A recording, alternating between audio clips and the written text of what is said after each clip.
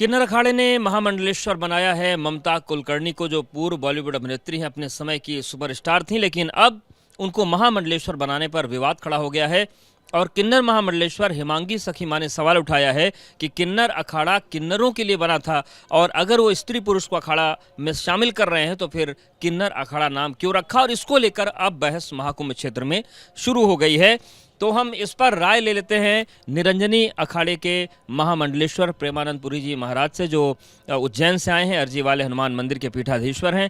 महाराज जी, ममता कुलकर्णी महामंडलेश्वर बन गई हैं, उनका पट्टाभिषेक हो गया है।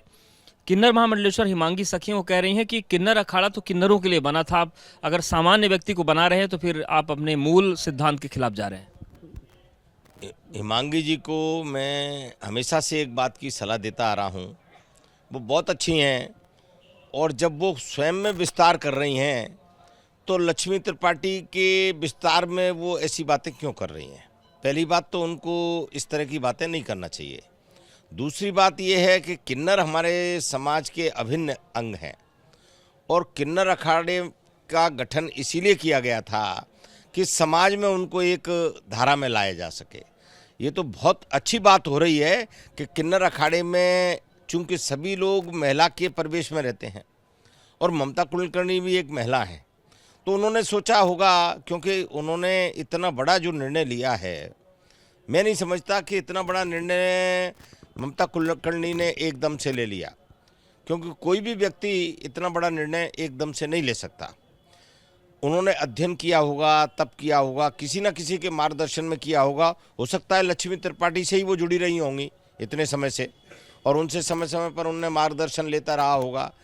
ऐसा नहीं है कि गुरु दीक्षा होना ही गुरु बन जाता है। क्या हिमांगी सखी का जो विरोध है वो गलत है?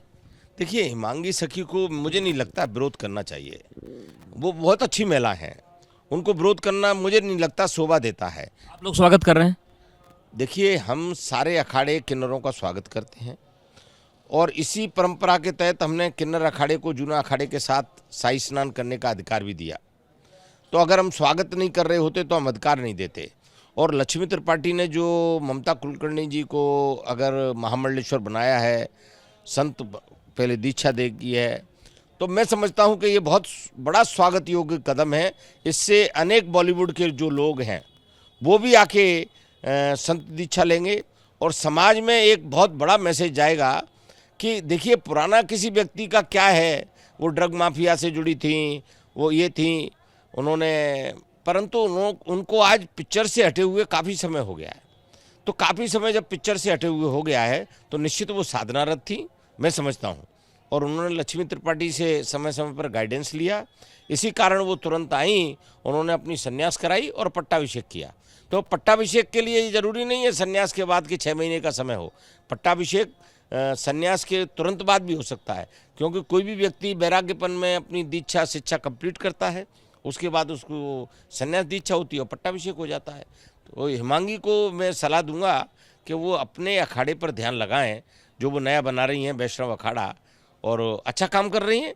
क्योंकि जब घर बड़ा हो जाता है तो 2-2 परिवार हो जाते हैं, 2-2 फ्लैट हो जाते हैं, तो अच्छा काम कर रही हैं। वो अपने अखाड़े का विस्तार करें, तो दूसरों पर सवाल ना उठाएं। देखिए, मैं तो हर व्यक्ति को ये कहता हूँ कि आप अपने आप में झांकिए और दूसरों पर सवाल मत उठाइए।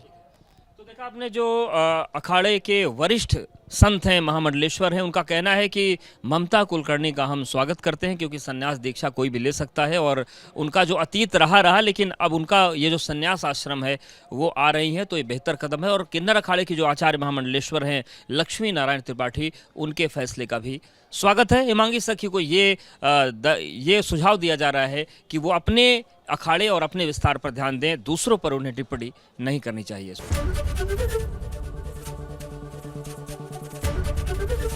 एबीपी गंगा, खबर आपकी, जुबान आपकी।